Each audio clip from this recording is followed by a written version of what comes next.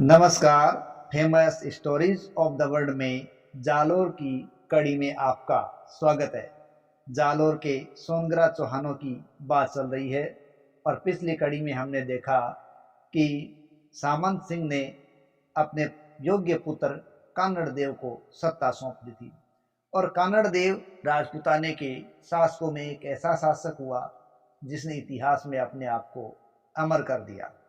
दरअसल जिस समय कानड़ देव शासक बना था उस वक्त सल्तनत का शासक अलाउद्दीन खिलजी था और अलाउद्दीन खिलजी ने जालोर का अभियान किया था।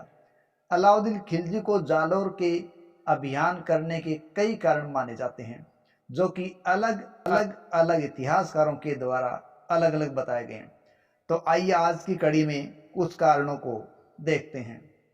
सर्वप्रथम कानड़ देव प्रबंध में देखते हैं जो कि पद्मनाभ की रचना है।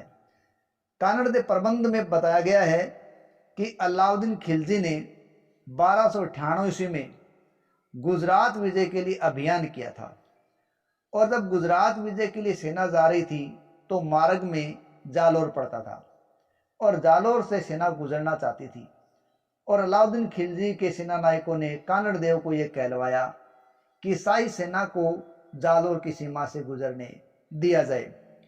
लेकिन कानड़ देव एक शक्तिशाली शासक था और एक गर्व और मान मर्यादा वाला शासक था और वो अपने आसपास के क्षेत्र में तुर्क सेना को या सल्तनत को बर्दाश्त नहीं कर सका था, तो उसने खिलजी की सेना को वहां से गुजरने के लिए मना कर दिया। खिलजी की इस सेना का नेतृत्व उलूग खां और नुसरत खां कर रहे थे। जब वो सेना जालोर के क्षेत्रों से गुजरी तो राजपूत सेना ने यहाँ पर हमला कर दिया था और इस हमले में काफ़ी सामान लूट में हाथ लगा और उलूग खां को तो अपनी जान बचाकर भागना पड़ा था। इस बात से अलाउद्दीन खिलजी बेहद नाराज हुआ और उसे इस बात का बदला लेना चाहता था। दूसरी अगर हम बात करें तो वह तारीख फरिश्ता की।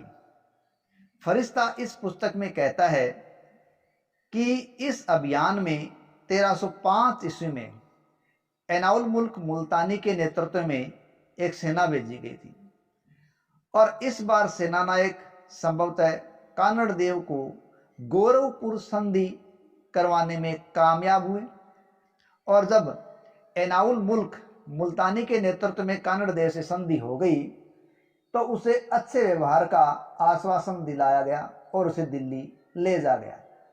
कानड़ देव ने अपनी स्थिति खिलजी दरबार में अपमानित और असम्मानित सी महसूस की और वह वहां से निकलकर लौट जाना चाहता था और एक दिन सुल्तान ने इस बात पर घमंड प्रकट कर दिया कि राजपूताने में कोई हिंदू शासक उसकी शक्ति के सामने टिकने के लायक नहीं है।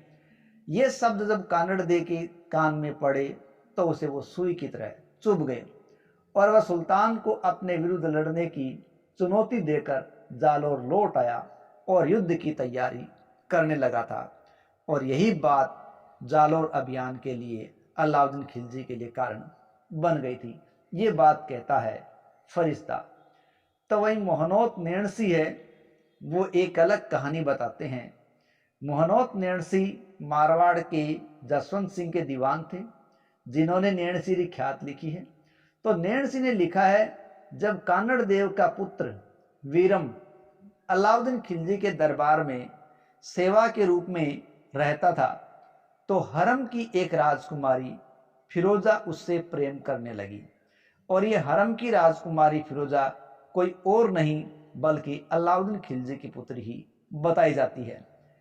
वीरम को उससे विवाह करने के लिए बाध्य किया जाने लगा, लेकिन राजकुमार तुर्क मुस्लिम कन्या से विवाह नहीं करना चाहता था क्योंकि वो इस प्रकार के विवाह को अधार्मिक समझ रहा था।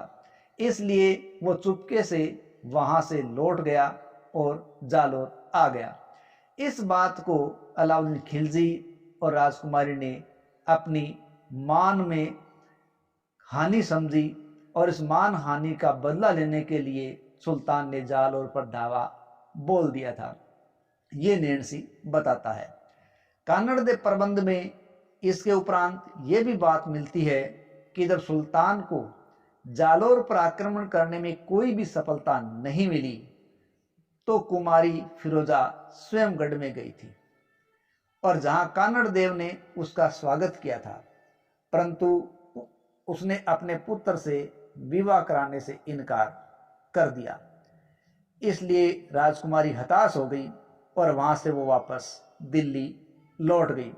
इस घटना के कुछ वर्ष उपरांत अलाउद्दीन खिलजी ने फिरोजा की एक धाई गुले बिहिस्त या यूं कहें महल की एक दासी गुले बिहिस्त को अभियान के लिए भेज दिया और गुले बिहिस्त को यह कहा गया कि वीरम बंदी हो जाए तो जीवित लाया जाए और यदि वो धराशायी हो जाए तो उसका सिर लाया जाए। जब राजपूत सेना इस धाय या दासी गुले बिहिस्त के आक्रमण से हार गई और वीरम वीरगति को प्राप्त हो गया तो उसका सर दिल्ली ले जाया गया और राजकुमारी को दिया गया। राजकुमारी उसके साथ सती होने को तैयार हुई और अंत में उसका दाह संस्कार किया गया और राजकुमारी ने यमुना में कूदकर आत्महत्या कर ली। लेकिन इन सब बातों से अलग डॉक्टर दशरथ शर्मा कहते हैं कि सल्तनत का ये वो दौर था जो अपने पास किसी भी शक्तिशाली राज्य को बर्दाश्त नहीं कर सकता था।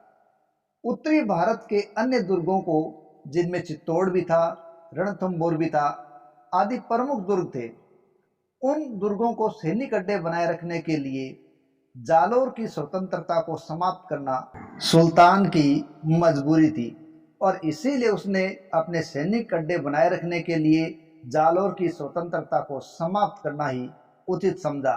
और सबसे अधिक यदि उचित कारण माना जाए तो संभवतः यही कारण सबसे उचित होना चाहिए, क्योंकि वो एक विशाल शक्तिशाली दुर्ग को अपने सामने स्वतंत्र अस्तित्व में नहीं देख सकता था। यदि इस प्रकार एक क्षेत्र जो शक्तिशाली क्षेत्र के रूप में उभर रहा हो उसको देखकर दूसरे भी सामने आ सकते थे। इस स्थिति को बचने के लिए, रोकने के लिए अलाउद्दीन खिलजी ने यहाँ आक्रमण किया था। तो ये थे अलाउद्दीन खिलजी की जालोर अभियान के कारणों में कुछ कारण जो अलग अलग इतिहासकारों के अनुसार अलग अलग बताए गए। लेकिन जैसा भी हो, इस आक्रमण के दौरान कान्नड़ देव ने एक अदम्य साहस का परिचय दिया था और उसकी साहस की गाथा युगों युगों तक गाई जाती रहेगी। उस गाथा को हम अगले पार्ट में देखेंगे। तब तक के लिए जय हिंद, जय भारत।